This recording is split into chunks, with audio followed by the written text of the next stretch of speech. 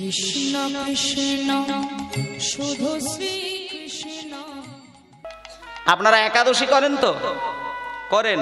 আচ্ছা, পূর্ণিমা অমাবস্যা করেন? 15 দিন ছাড়া পূর্ণিমা হয়, 15 দিন ছাড়া অমাবস্যা হয়। আর পূর্ণিমা 4 দিন আগে একাদশী, অমাবস্যা 4 দিন আগে একাদশী। একেবারে হিন্দু ধর্মের বিধান। তবে পূর্ণিমা, অমাবস্যা, একাদশী 3টে জিনিস পালন করবেন। এখানে যারা বিভিন্ন ধরনের মানুষের বিভিন্ন জ্বালা যন্ত্রণা বিভিন্ন কিছু রয়েছে, সবাইকে বলি একাদশী, পূর্ণিমা, অমাবস্যা করবেন। অন্তত পক্ষে আপনাদেরকে বলি, যে মায়েরা বাবারা রয়েছেন যাদের একটু দেহের জ্বালা বেশি রয়েছে, মানে একটু দেহ নিয়ে যারা বেশি ভোগেন, তাদের ক্ষেত্রে বলছি। আমি এখানে ডাক্তারি করার জন্য কথাটা বলছি না, ধর্মীয় শিক্ষা অনুসারে কটা কথা বলছি। একাদশীর দিনে, পূর্ণিমার দিনে আমিষ আহারের কথাটা ভুলেও চিন্তাও করবেন না, এটা আপনাদের বলে দিলাম। আর একটা কথা বলি, একাদশী আর পূর্ণিমা আর অমাবস্যার দিনে সমুদ্রের ধারে গিয়ে দেখেছেন সমুদ্রের জল কি হয়? উতাল পাতাল হয় না? জলের বৃদ্ধি ঘটে। ঠিক তেমনি ভাবে একটা কথা বলি, সৌরজগতের এটাই নিয়ম। পূর্ণিমা আর অমাবস্যার দিনে এ পৃথিবীতে প্রত্যেকটি জিনিসের বৃদ্ধি ঘটে। আপনি ওই দিনটা একটু খাবার কমিয়ে রাখবেন। আসতে পূর্ণিমা আর অমাবস্যার দিনে খাবার কম খাবেন, বেশি খেলে শরীরের সমস্ত কিছু বৃদ্ধি ঘটবে। আর ওই দিন শুদ্ধ চিন্তা করবেন। পূর্ণিমা আর অমাবস্যার দিনে সারাদিন ধরে যে চিন্তা করে সেই চিন্তার বৃদ্ধি ঘটে, যে ভাবনায় থাকে সেই ভাবনার বৃদ্ধি ঘটে, যে বিদ্যা বুদ্ধি লক্ষ্য করে তার বৃদ্ধি ঘটে। সেটা ভালো হতে পারে, মন্দ হতে পারে। আপনি যদি চুরির চিন্তা করেন, চুরির করার প্রবৃত্তি বেড়ে যাবে। আপনি যদি ভগবানকে ডাকেন, ভগবানকে ডাকার প্রবৃত্তি বাড়বে। তাই আপনাদেরকে বলি, পূর্ণিমা আর অমাবস্যার দিনে চিন্তা করবেন একটু ভগবানের, আর ওই দিনটা খাওয়া দাওয়ার দিকে বেশি ধ্যান দেবেন না। পেট ভরে খাবেন, নাক ডেকে ঘুমাবেন, ওটা যদি করেন পূর্ণিমা অমাবস্যায়, তাহলে আপনি মানুষ হয়ে শুধু খাওয়া মাখার জীবন কাটবে, আধ্যাত্মিক চিন্তা আসবে না। তাই জন্য এই কথাগুলো বলা।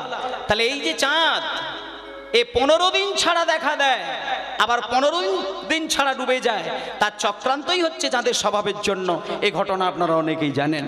তাহলে এই চাঁদ, এত সুন্দর চাঁদ, তার কাছে খবর চলে গেল যে নদিয়ার নবদ্বীপে সৌভাগ্যাকাশে সচিমায়ের গর্ভে আর এক চাঁদ উদয় হয়েছে, যাকে দেখার জন্য নাকি জগবাসী পাগল হয়ে গিয়ে দাঁড়িয়েছে। আজকে দেখার জন্য চাঁদ আকাশ থেকে নেমে এসেছেন নদিয়ার মাটিতে। এবার আকাশ থেকে যদি চাঁদ লাফ দিয়ে নদিয়ার মাটিতে পড়ে, আপনারা বলুন পদকর্তা কি ভুল লিখেছেন? আপনারা উত্তর দেন তো। ওপর থেকে যদি কোনো একটা জিনিস নিচে পড়ে, আচ্ছা সেটা ভাঙবে তো? ভেঙে তো যাবে। চাঁদ যদি আকাশ থেকে লাফ দিয়ে পৃথিবীতে পড়ে, সেটা ভেঙে যাবে না? আজকে চাঁদ সেই জিনিসটা করলো, আকাশ থেকে লাফ দিয়ে পৃথিবীতে পড়লেন। আর পৃথিবীতে এসে যখনই পড়েছে, চাঁদ 10টা টুকরো হয়ে গিয়েছে। আর যেই 10টা টুকরো হয়ে গেল, সেই 10টি টুকরো দেখুন, পদকর্তা বলছেন চৈতন্য মহাপ্রভুর চরণের 10টি নখ হয়ে দেখা দিয়েছে। তাহলে যে চাঁদের নিয়ে লোকে পাগল, সেই চাঁদ আমার মহাপ্রভুর চরণের 10টি নখ। কার সঙ্গে তুলনা করবেন? না, এটা বানানো গল্প আমার নয়। এই তো ভাইরে গোরারূপের যাই বলিহারি। একটা কথা মায়েদেরকে বাবাদেরকে বলে দিই, যদি একটু কৃষ্ণলীলা সম্পর্কে জানতে ইচ্ছে হয়, মানে আমাদের মতো কীর্তন গাইলেই যে পদাবলী জানতে হবে এমন তো কথা নয়। বাড়িতে নিজেরাও তো পদাবলী সম্পর্কে একটু জ্ঞান অর্জন করতে পারেন। যদি করতে চান, আমি আপনাদেরকে একটা গ্রন্থ বলে দিচ্ছি, শ্রী শ্রী গীত রত্নাবলী। এই গীত রত্নাবলী বইটাকে আপনি কিনবেন, ছোট্ট এরকম এক মোটা বই, বেশি দাম নেবে না, 100-150 টাকা দাম নেবে। গীত রত্নাবলী বইটাকে বাড়িতে রাখুন, দেখবেন ভগবান শ্রীকৃষ্ণের কত লীলা আপনি জানতে পারবেন। একটা কীর্তনিয়া কি জানবে, আপনি ঘরে স্টাডি করে যান গীত রত্নাবলী কিনে। এই উত্তরগোষ্ঠ, সূর্য পূজা, মান, আক্ষেপ অনুরাগ, রাস, কুঞ্জবিলাস, মাথুর, কি জানতে চান সব ওই বইয়ের মধ্যে রয়েছে। এই যে আমি পদাবলীটা গাইছি, পদাবলী একটা নয়, 1000 পদাবলী পেয়ে যাবেন ওই বইয়ের মধ্যে। শ্রী শ্রী গীত রত্নাবলী। অনেকের বাড়িতে হয়তো আছে, যদি না থাকে মায়েরা একটু বই দোকানে গিয়ে বলবেন গীত রত্নাবলী বইটা দিতে, এরকম মোটা বই দেখবেন, একেবারে কি সুন্দর সূচিপত্রে কৃষ্ণের লীলা আছে, তার পদ আছে, কত পদ আছে, কোন পদের কোন রাগ কোন তাল সেটা পর্যন্ত লিখে দেওয়া রয়েছে। তাহলে কি চান আপনি? শুধু নিজেকে গেয়ে যান, শিখে যান। আসরে দাঁড়িয়ে নাই বা গাইতে পারলেন, আপনি ভগবানের কাছে বসে দরজা বন্ধ করে দিয়ে ভগবানকেও তো শোনাতে পারেন। সেটাই তো আদি সাধনা। সাধনা কি মানুষের কাছে করাই ঠিক? মানুষের কাছে করা ঠিক, মানুষ যদি ভক্তের ভক্তির রসতত্ত্বটা বোঝে।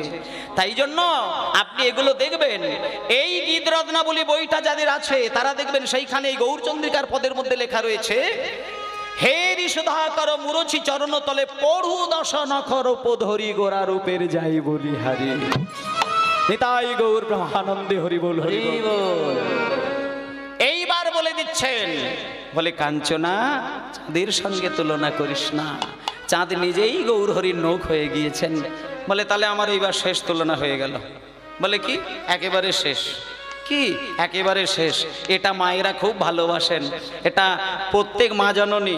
ও দেহ কেটে যায় যাক, কান ফেটে যায় যাক, নাক ছিঁড়ে যায় যাক, গলা খসে যায় যাক, কিন্তু আমার ওই কি কি গো মা, এখন বোধহয় 50, 52, 53 বোধহয় হাজার টাকা দাম হয়েছে 10 গ্রামে। কি জিনিসটা? সোনা। কোন মেয়ে সোনা পছন্দ করেনি? সোনা পছন্দ করে না এমন কোনো মেয়ে ছেলে নেই, সবাই সোনাকে পছন্দ করে। সোনা পড়তে গিয়ে যদি কানের পাতা কেটে ফালো হয়ে যায়, সোনা ছাড়া যাবে না। আমি আমার পাড়াতেই দেখেছি অনেক ঠাকুরমাদের কানের পাতা কেটে একেবারে দুভাগ হয়ে গেছে, করলার মতো টলটল করে ঝুলছে। হ্যাঁ, আবার নিচে কেটে ঠাকুরমাকে জিজ্ঞেস করি যে ঠাকুরমা তোমার কান এরকম দুদিক কেন? বলে তোর দাদু আমাকে 5 ভরি সোনার গয়না দিয়েছিল, এবার আমি তবু একটু ওপর দিকে বিদিয়েছিলাম, কিন্তু ঝুলতে ঝুলতে ভারে কেটে গেছে। এবার ওই দেখে এখন আবার মেয়ে ছেলেরা করেছে কি, ভারী ভারী কানের দুল পড়তেই হবে। তাহলে কানের পাতা কেটে দুভাগ হয়ে যায় বলে ছেঁদাটা এখন আবার ওপর দিকে করেছে। বলে এমন জায়গায় ছেঁদা করব, এবার ওই কান থেকে নামতে নামতে যতদিনে নিচে নামবে ততদিনে আবার ভবলীলাই শেষ। তাহলে সোজা বাংলায় কি দাঁড়ালো? যে কান কেটেই যাই যা, দেহ ফেটে যাই যা, সোনা ছাড়া যাবে না, সোনা ছাড়া যাবে না। আচ্ছা, এটা আমি বলছি? এই দেখুন গৌরচন্দ্রিকাতে বৈষ্ণব পদাবলীতে তিনি বললেন, কি বললেন? এই দেখুন, সুবরণ বরণ হেরি নিজ কুবরণ সুবরণ। তাই গৌর ব্রহ্মানন্দ হরি বল। হেরি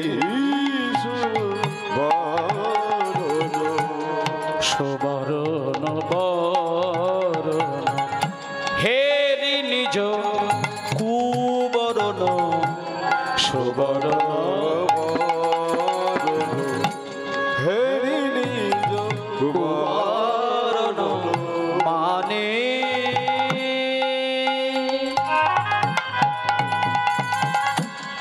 আচ্ছা দাঁড়াও দাঁড়াও দাঁড়াও, ওমা সুবর্ণ মানে? সুবর্ণ মানেই সোনা। তাহলে সুবর্ণ বরণ মানে সোনার বরণ, হেরি নিজ কুবরণ। সোনা আজকে গৌরহরিকে দেখতে এসেছো গো মা, সোনা নিজে নিজে ভাবলো আমার 50,000 টাকা দাম একটুখানি জিনিসে আমাকে লোকে গয়না করে তুলে রাখে, আর আজকে নাকি নদিয়ার নবদ্বীপে গৌর সোনা এসেছে, তাহলে আমি একবার দেখব।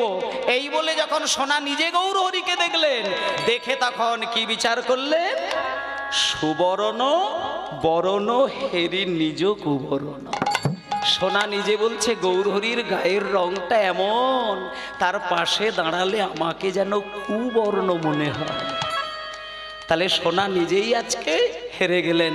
তাহলে যে সোনা নিজেকে কুবর্ণ বলে প্রমাণ দিয়েছে, যে সোনা পড়তে গেলে মেয়েদের কান কেটে যায়, যে সোনা পড়তে গেলে দেহে জ্বালা আসে, আমি বরং হলপ করে বলতে পারি ওই সমস্ত সোনাকে বাদ দিয়ে কেউ যদি আমার গৌর সোনাকে হৃদয়ে জড়িয়ে ধরে, কারোর কি কান কেটে যায়, কারোর কি জীবন কেটে যায়, কারোর কি হৃদয় কেটে যায়, বরং আমি বলতে পারি সংসার জ্বালায় হৃদয় যদি কারো ছিন্ন বিচ্ছিন্ন হয়ে যায়, তৎক্ষণাৎ আমার গৌর সোনাকে যদি কেউ জড়িয়ে ধরে, সেই হৃদয় বিচ্ছিন্ন হওয়া থেকে চিরকালের মতো সে মুক্তি লাভ করতে পারে। হৃদয় গৌর হরি বল। তাহলে আর তো কিছুই রইল না। সুবর্ণ বরণ হেরি নিজ কুবরণ মানি আপন মনস্তাপে, নিজ তনু জারি ভসম সম কর এতে পৈঠল অনল সন্তাপে। যাহা সমবিধিক অধিক নাহি অনুভবী, যাহা সমবিধিক তুলনা দিবারে নাহি ঠোর, তুলনা দিবারে নাহি ঠোর। জগদানন্দ প্রভু প্রভু কো তুলনা, প্রভু জগদানন্দ প্রভু প্রভু কো নিরুপম গৌর কিশোর, নিরুপম গৌর কিশোর, নিরুপম গৌর কিশোর, নিরুপম গৌর কিশোর। আমি শরণ নীলাম ওই চরণে, শরণ নীলাম চরণে শরণে বলিও হে গৌর ভক্তগণ শরণ নীলাম, ওহে গৌর ভক্তগণ শরণ নীলাম, হে গৌর ভক্তগণ এই পিকা করো মোরে হরি হরি বল। এই দিবা কর মনে, ওহে গৌর ভক্তগণ, এই দিবা কর মনে, ওহে গৌর ভক্তগণ, এই দিবা মন মনে। ওহে গৌর ভক্তগণ শরণ নীলাম, শরণ নীলাম, শরণ নীলাম। শরণ নিতাই গৌর হরি বল। জয় নিতাই। সবাই মিলে আমরা চলে এলাম গৌরচন্দ্রিকার একেবারে অন্তিম পর্যায়ে। আজকে আমরা সবাই মিলে পরিষ্কার হয়ে দেখে নিলাম যে গৌরাঙ্গের সঙ্গে তুলনা কারোরই করা যায় না। এটা যদি কেউ করে তাহলে তার ভুল। সেই জন্য যারা এখানে আমাদের বৈষ্ণব ধর্মাবলম্বী ভক্তবৃন্দ রয়েছেন সবাইকে বলি পড়াশোনা করুন, পড়াশোনা করুন। কিছুদিন আগে চৈতন্য চরিতামৃত সম্পর্কে অনেক কথাই হয়েছিল সুন্দরবন এলাকা থেকে।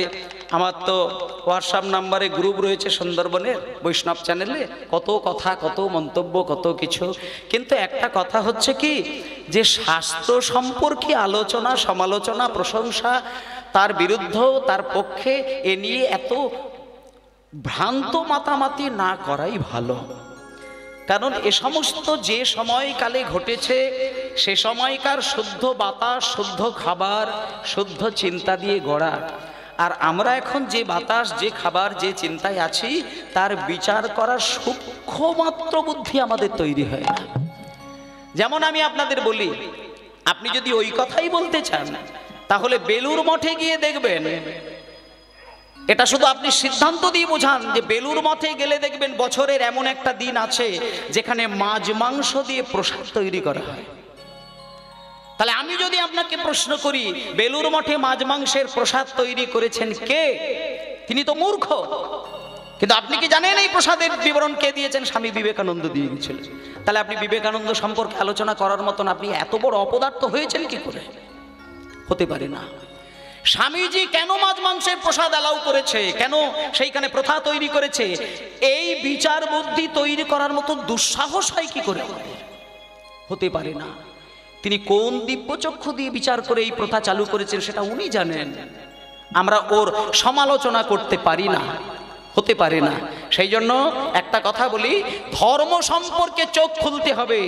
চর্মচক্ষু আর জ্ঞানচক্ষু দুটোকে গুলিয়ে ফেললে হবে না। চর্মচক্ষু দিয়ে বাইরের জিনিস দেখা যায়, কিন্তু জ্ঞানচক্ষু দিয়ে ভেতরের জিনিস দেখা যায়। যেমন আছাড় খেয়ে পড়ে গেলে আপনার বাইরে যদি কেটে ছিঁড়ে যায়, এটা আপনি সূর্যের আলোয় দেখতে পাবেন, এই হ্যালোজিনের আলোয় দেখতে পাবেন, টর্চের আলোয় দেখতে পাবেন। কিন্তু ভেতরের হাড় যদি গুঁড়ো হয়ে যায়, বলুন এই আলোতে দেখতে পাবেন? এক্স-রের আলোয় দেখতে হবে। ঠিক তেমনি বাইরে থেকে বিচার করতে গেলে চামড়ার চোখ লাগে, কিন্তু ভেতরের জ্ঞান বুদ্ধি বিচার করতে গেলে চর্ম চোখে হয় না, সেখানে দিব্য নয়নের পাতা বিকশিত করতে হয়। তার জন্য অনেক পড়াশোনা করতে হয়, অনেক জ্ঞানী হতে হয়। সব থেকে বড় কথা হচ্ছে ভেতরে ভক্তি জাগরিত করতে হয়, নচেত হয় না। সব জিনিস যুক্তিতর্ক দিয়ে হয় না।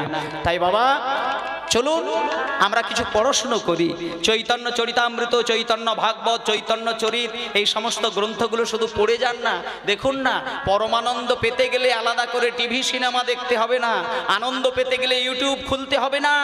জ্ঞানের মতন পরমানন্দ কোনো জিনিসে হয় না। তাই চলুন একটু জ্ঞান বিকশিত করার উদ্দেশ্যে মধুময় শ্রীধাম বৃন্দাবনে সবাই মিলে চলে যাব। নিতাই গৌর প্রেমানন্দে হরি হরি বল, হরি হরি বল, হরি হরি বল। সবাই মিলে আজকে একটু বৃন্দাবনে যাব। হরে রাখাল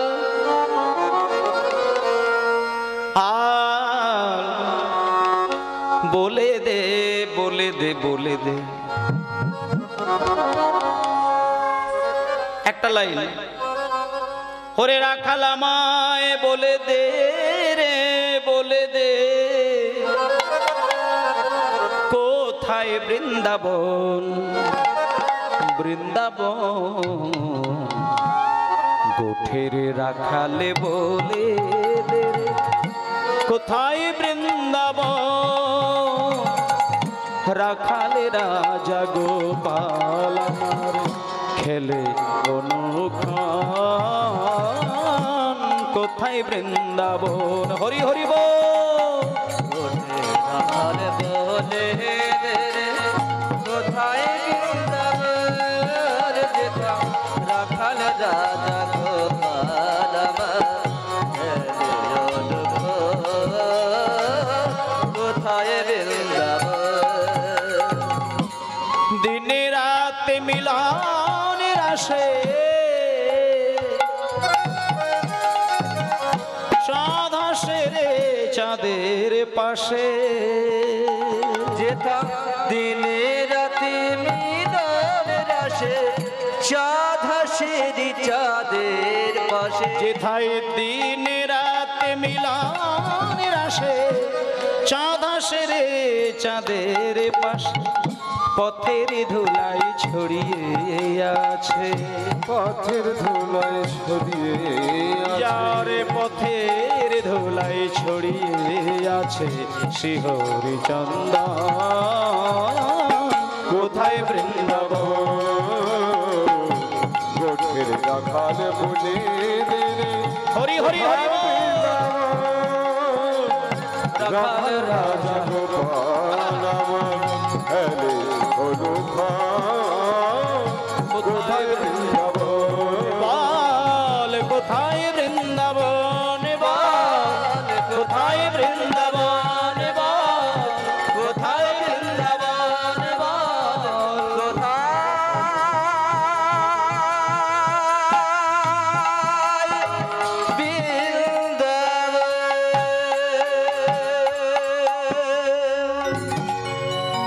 সবাই বলুন মধুময় শ্রীধাম বৃন্দাবন ধাম কি, রাধা রানী কি, জয় শ্যাম সুন্দর কি জয়। বাহ, কত অনুরাগ না থাকলে আজকে রাত্রির 1টা বেজে গেল শ্রীকৃষ্ণের রূপগান শোনা। আমি শুধু একটা জিনিস ভগবানের কাছে প্রার্থনা করি, গান গাইতে ভালোবাসি, গান গাই, কিন্তু সারা দিন ধরে কীর্তন শোনার পরেও রাত্রির জেগে শ্রীকৃষ্ণের রূপ শোনা, এত বড় অনুরাগী ভক্ত আপনারা, আপনাদের চরণ ধুলো যেন আমি মাথায় ধারণ করে নিজের জীবনকে ধন্য করতে পারি। এটা হে গৌর প্রেমানন্দে হরি বল। হে হয় না, এটা হয় না। সারাদিনের কীর্তন গানের এই ব্যথা সহ্য করা যায় না, আবার রাত্রির হয়ে যাচ্ছে, আবার রাত শুনবেন, কত ব্যাকুলতা আপনাদের কল্পনা করা যায় না। ঈশ্বর অপার করুণা করেছেন আপনাদের, সেই জন্যই শ্রীকৃষ্ণের রূপ গান শুনছেন। দেখুন চলে এলাম আমরা বৃন্দাবনে, এইবার আমরা কৃষ্ণের রূপ শুনবো। কিন্তু একটা জিনিস বলি, কৃষ্ণের রূপ দেখতে গেলে ওই একটা জিনিসই ভাবতে হয় যে আপনি যাকে তাকে গিয়ে যদি প্রশ্ন করেন যে রসগোল্লা কোন দোকানে বেশি ভালো হয়, আপনি যাকে তাকে প্রশ্ন করলে আপনি সঠিক রসগোল্লার সন্ধান পাবেন না। রসগোল্লা কোথায় সব থেকে বেশি ভালো হয় সেটা আপনাকে যদি জানতে হয়, তাহলে রসগোল্লা যে বেশি পছন্দ করে তার কাছে খবর নিতে হবে। ঠিক তেমনি ভাবে কৃষ্ণ কতখানি আমার মিষ্টি ভগবান, কৃষ্ণ কতখানি আস্বাদনীয় প্রেমিক ঠাকুর, সেটা যদি আপনি জানার জন্য কংসের কাছে যান, আপনি বলুন তো মা, কংস আপনাকে সঠিক ঠিকানা দেবে কি? বিচার ভুল হয়ে যাবে যদি কংসের কাছে গিয়ে কৃষ্ণের সন্ধান করেন। যেমন একজন গিয়েছিল বাঙালি, রবীন্দ্রনাথ ঠাকুর সম্পর্কে বড়বাজারের একজন কাগজ বিক্রেতার কাছে গিয়ে হাজির হয়েছিল। একজন বিরাট বিখ্যাত কাগজ বিক্রেতা, বড়বাজারে তার গোডাউন। তার কাছে গিয়ে একজন জিজ্ঞেস করেছিল, সে তো আর বাঙালি নয়, সে একটু বিদেশি লোক। তাকে বলছে, আচ্ছা দাদা, আপনি তো কলকাতায় বহু বছর ব্যবসা করেন, আচ্ছা আপনি রবীন্দ্রনাথ সম্পর্কে কি জানেন? তখন তিনি বললেন, হ্যাঁ হ্যাঁ, রবীন্দ্রনাথ ঠাকুর এক বড় আদমি ছিল, যিনি আমার বহুত কাগজ বিক্রি করে দিয়েছেন। আচ্ছা এইবার বলুন, এনার ভাষায় রবি ঠাকুরকে, মানে ইনি একজন বড় কাগজ বিক্রেতা, তাই জন্য ওনার কাছে উনি একজন বড় কবি, যার জন্য ওনার অনেক কাগজ সেল হয়ে গিয়েছিল, এটাই তার পরিচয়। কিন্তু কাগজ বিক্রিটাই কি রবি ঠাকুরের পরিচয়? ওটা তার পরিচয় নয়। ঠিক তেমনি কংসের কাছে গিয়ে যদি কেউ বলে যে কৃষ্ণ কেমন গো, কংস কি বলবে? কংস আপনাকে ভুল বোঝাবে। কংস বলবে, কৃষ্ণ একটা দুষ্ট ছেলে, যে আমার রাতের ঘুম কেড়ে নেয়। কিন্তু আপনি যদি কারোর কাছে না গিয়ে রাধারানীর কাছে গিয়ে বলেন যে কৃষ্ণ কেমন, কৃষ্ণ আপনাকে একেবারে কতটা রসালো, মিষ্ট, আস্বাদনীয় ভগবান, সেটা একমাত্র রাধারানী তোমাকে বুঝিয়ে দেবেন। তাই ওমা, চলুন সবাই মিলে আমরা একটু রাধারানীর কাছে গিয়ে প্রশ্ন করি যে কৃষ্ণ কেমন। ওমা, আজকে রাধারানী বলবেন কৃষ্ণ কেমন। রাধারানীর শাশুড়ির নাম কি ছিল মা? জটিলা। আর ননদীর নাম কুটিলা। জটিলা কুটিলা থাকে বলেই রাধারানীর ইচ্ছে হলেও কৃষ্ণকে ডাকতে পারে না। দরজার কাছে গিয়ে জটিলা কুটিলাকে দেখেই আবার পিছন ঘুরে চলে আসে। তা রাধারানী যেমন জটিলা কুটিলার ভয়ে কৃষ্ণ ডাকতে পিছু হাঁটে, তেমনি তত্ত্বের দিকে বলছে আমাদেরও হৃদয় মন্দিরের বাইরে জটিলা কুটিলা থাকে বলে আমরা কৃষ্ণকে ডাকতে ইচ্ছে করলেও ডাকতে পারি না। সেই জটিলা কুটিলা হচ্ছে কাম আর ক্রোধ। আজকে জটিলা রাধারানীকে বলছে, দেখুন তত্ত্বটা কি অপূর্ব জায়গা। সকাল বেলায় রাধারানীকে ডেকে জটিলা বলছে, বৌমা, ও বৌমা। মা, আপনি আমায় ডাকছেন? হ্যাঁ ডেকেছি। শোনো, বলছি তোমার বাবা যৌতুকের সময় একটা সোনার কলসি দিয়েছিল না? হ্যাঁ মা, একটা কলসি দিয়েছিল তো, বড় বড় সোনার কলসি তো দিয়েছিল আমার বাবা। হ্যাঁ, তাই জন্য শোনো বলি, ওই যে বাবা তোমাকে সোনার কলসি দিয়েছিল, ওই কলসিটা কতদিন আলমারিতে বদ্ধ হয়ে থাকবে? একটা কাজ করো, আজকে তুমি বিকেল বেলায় কলসিটাকে আলমারি থেকে বার করে ভালো করে পরিষ্কার করে একটু কাঁকে করে নিয়ে যমুনা নদীতে থেকে জল তুলে নিয়ে এসো। লোকে জানুক যে তোমার বাবা একটা সোনার কলসি দিয়েছে। মাঝখান থেকে লোকের কলসিটাও দেখা হলো, তোমার বাবার একটু প্রশংসাও হলো, আর সেই সঙ্গে এক কলসি কি জল আনা হলো। এইবার রাধারানী বলছে, বাহ বাবা বাবা, মা আমাকে নিজে নিজেই বলছে জল আনতে। বাহ, ও মা আপনি চিন্তা করবেন না, আমি ঠিক চলে যাব জল আনতে। এই বলে আলমারি থেকে সোনার কলসিটাকে কাঁকে নিয়ে যমুনায় যাচ্ছে জল আনতে। এইবার যারা মা জননী আছেন তারা এটা ভালো বুঝবেন, মায়েরা যখন কলসি করে জল আনতে যায়, যতক্ষণ জলটা আনতে যাচ্ছে ততক্ষণ ভালো, কিন্তু যখনই পুকুর বা নদী বা কোনো গঙ্গা বা সমুদ্র থেকে জল তোলে, দেখবেন এটা মেয়েদের একটা স্বভাব, এটা নারী জাতির স্বভাব, এটা কোনো দোষের নয়। মেয়েরা যখন কলসি করে জল তোলে, কলসির কানাটাকে দেখবেন ধরে নিয়ে ওই পিছনটা দিয়ে একটু এইভাবে ঢেইয়ে দেয়। এটা কলসি করে জল তোলা মানেই যে টপাস করে ডুবিয়ে নেয় তা না, একটুখানি এইভাবে। কেন ঢেইয়ে দেয়? উপরিভাগের ময়লাটাকে একটু সরিয়ে দেওয়ার জন্য। এবার আর একটা জিনিস খেয়াল করে দেখবেন তো, এটা মেয়েরা ইচ্ছে করে করে না, এটা মেয়েদের একটা আপনা আপনি এসে যায়। মেয়েরা যখন কোনো পুকুর থেকে জল তুলতে যায়, যদি একা একা যায় দেখবেন জলের কলসিটা করে কানাটাকে ডুবিয়ে জলটা তুলতে যায়, আর কানাটাও ডোবায়, আর সেই সঙ্গে একটুখানি মানে কেউ আমায় দেখতে পাচ্ছে না তো, এটা মেয়ে ছেলেদের একটা স্বভাব, মানে জল তুলতে গেলে একটুখানি এদিক ওদিক তাকান, তুলে নিলাম। এবার আজকে রাধারানীও সেই কাণ্ড ঘটেছে, সোনার কলসি করে জলটা তুলতে গিয়ে কলসিটাও ডুবিয়েছে, আর একটুখানি পিছন দিকটা তাকাতে গেছে। আর যা না পিছন দিকে তাকাতে গেল, ওই দৃষ্টি সোজা চলে গিয়েছে কদম গাছের তলায়। এবার কদম গাছের তলায় গিয়ে, কদম গাছের তলায় এমন একটা উজ্জ্বল রত্নকে দেখলে সেইখান থেকে দৃষ্টি ফেরাতে পারে না। সেই রত্নটা কি? সেই রত্নটাই কি এটাও আপনারা জানেন যারা বৈষ্ণব পদাবলী পড়াশোনা করেছেন। নীল রত্ন কি নবঘন ঘটা, নখিলে নখিলে নহে সেনা অঙ্গের ছটা, নখিলে নখন নহে সেনা অঙ্গের ছটা, নীল রত্ন কি নবঘন ঘটা, মানে একটা উজ্জ্বল নীল রত্ন। আবার কখনো কখনো দেখছে না একটা ঘন মেঘের ঘটা, নখিলে নখন নহে মানে দেখেও দেখেও যেন দেখা মেটে না, সেনা অঙ্গের ছটা।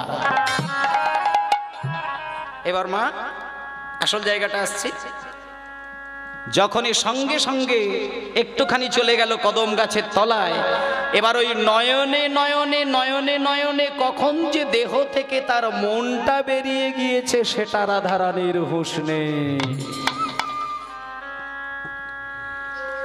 এবার রাধারানীর যখন মন চলে গিয়ে খিচ্ছে কদম গাছের তলায়,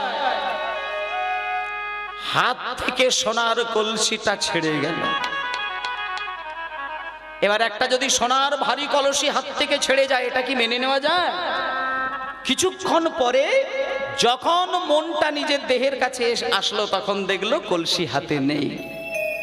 ব্যাস রাধারানীর ভয় লেগে গেল, মন খারাপ করে কাঁদতে কাঁদতে বাড়িতে এসে দাঁড়িয়েছেন।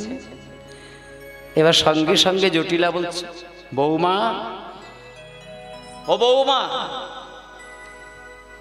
বৌমা, মা সোনার কলসি কোথায়?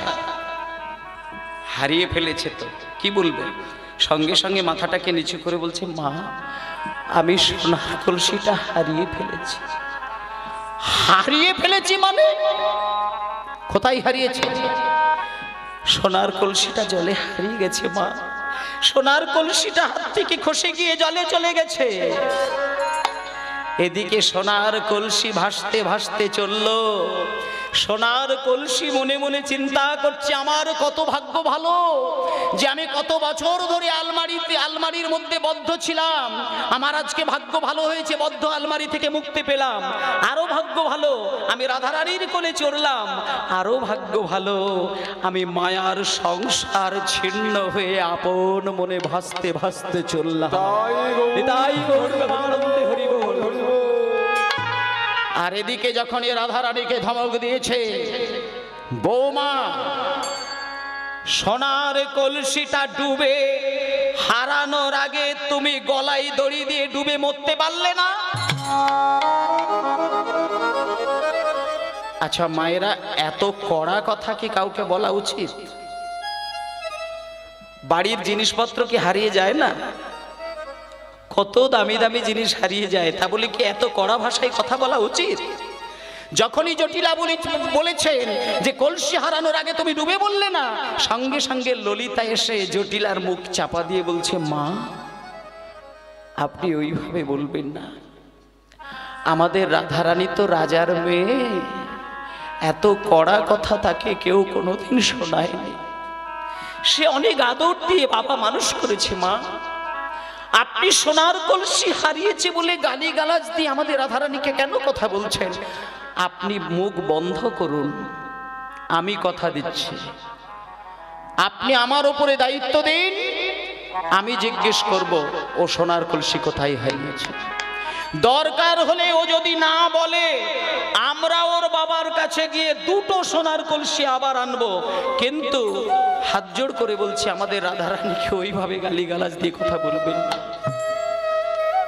জটিলা বলছে হ্যাঁ হ্যাঁ হ্যাঁ, ওইভাবেই তো মাথায় তুলেছ তোমরা, যাও বুঝিয়ে বলো, দেখো কোথায় কলসি হারিয়েছে, আমার কলসি চাই।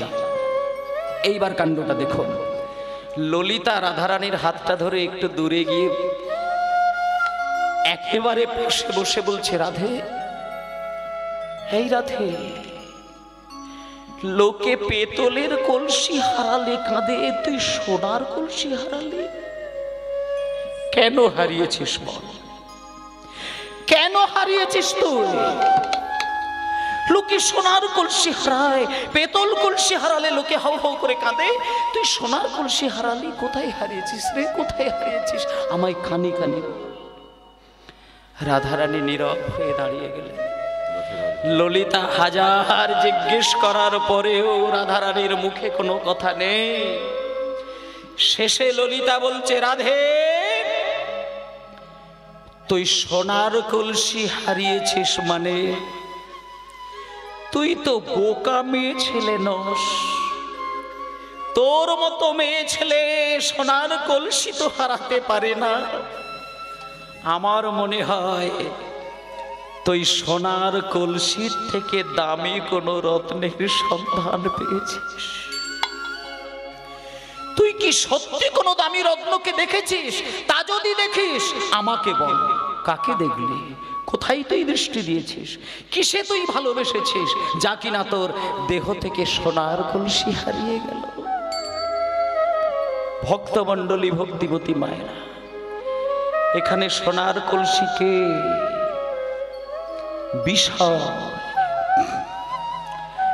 বিষয়রূপী সোনার কলসিতে আমরা আবদ্ধ। যেমন আমার আগে উত্তর গোষ্ঠ লীলা হয়, যদিও এখানে হয় না আজকে, কিন্তু হওয়া উচিত ছিল। সেই উত্তর গোষ্ঠ লীলায় ভগবান কৃষ্ণ প্রত্যেক দিন গরু বাছুরকে বেড়াতে নিয়ে যায়, কিন্তু সেই দিন কিন্তু প্রথম দিনে একটা ছোট্ট নতুন বাছুরি এসেছিল। সেই বাছুরিটাকে গোবিন্দ কোলে করে নিয়ে আদর দিতে দিতে কদম গাছের তলায় রেখে দিয়ে বলেছিল, ওরে বাছুরি, তুই কদম গাছের তলা ছেড়ে বাইরে কোথাও যাবি না। যখন বিকেল গড়িয়ে যাবে আমি তোর নাম ধরে ডাকবো, তুই আমার কাছে চলে আসবি, তুই কোথাও সরবি না, কারণ তুই শিশু। কিন্তু এই ছোট্ট বাছুরি সে তো অত শত বোঝে না। কদম গাছের তলা ছেড়ে যখন একটুখানি দূরে সরে গেল, দেখলো কি মিষ্টি ঘাস, আরো এগিয়েছে আরো মিষ্টি ঘাস, আরো এগিয়েছে আরো মিষ্টি ঘাস। ওই মিষ্টি ঘাসের লোভে লোভে লোভে ছোট্ট মঙ্গলী হারিয়ে গেল গভীর জঙ্গলে। এখানে ওই মিষ্টি ঘাসটা কি বিষয়, বিষয় ভগবান আমাদের সংসারে বসিয়ে দিয়ে যায়। মা বাবা জন্ম দেয়, কিন্তু মা বাবা কি কোনো মরণকে বাঁচিয়ে দিতে পারে? যখন মানুষ মরে যায়, পরম পিতা যে আমার মা বাবা, সে কি পারে মৃত শরীরে প্রাণ ফিরিয়ে দিতে? তাহলে তুমি মা বাবার কোলে জন্ম নিয়েছো বলে স্রষ্টা কি তোমার মা বাবা? স্রষ্টা হলো বিধাতা। বিধাতা তোমাকে সংসারে বসিয়ে দিয়ে যায়, কিন্তু সংসার রূপী সোনার কলসিতে মন পড়ে যায় বলে তুমি গোবিন্দকে চেনো না। কিন্তু যে গোবিন্দে মন দেয়, তার এই সোনার কলসি হাত থেকে এইভাবে অনায়াসেই দূরে সরে যায়। যখনই বলেছে সোনার কলসি কোথায় হারালি, রাধারানী বলছে, ললিতারে, আমি সোনার কলসি হারিয়ে এসেছি, তোরা শুধু সোনার কলসির দিকে নয়নে দিলি, কিন্তু তোরা ভালো করে চেয়ে দেখ সোনার কলসি যদি আমি জল ভরে আনতে পারি না। কিন্তু তো একবার আমার দিকে তাকিয়ে দেয়। যদিও সোনার কলসিতে আমার জল ভরা হয়নি, কিন্তু ওরে ললিতা রে,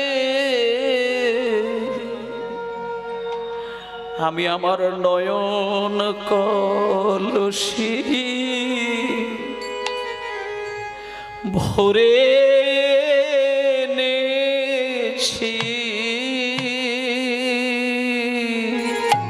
নিতাই গৌর ব্রহ্মানন্দে হরি বল।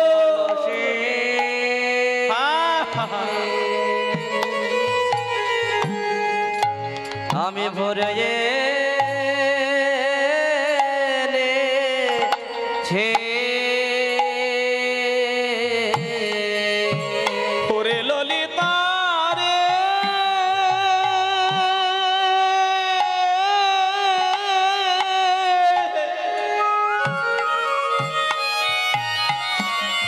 ওরে বিশাখা রে,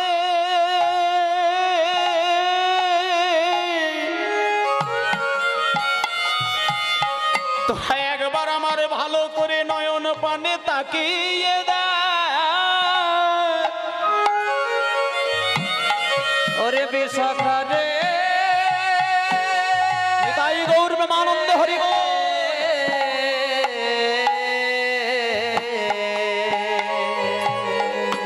ওই জন্যই তো বললেন ভাইরে গোরা রূপের যাই বলি হারি, বলি হারি গোরা রূপে হরি হরি বল, হরি হরি বল। বলিহারি বলিহারি হেরি সুধা কর, এই দেখুন মুরছি চরণ তলে পড়ু। এটা আস্তে দাঁড়াও, আমি কিন্তু বলছি।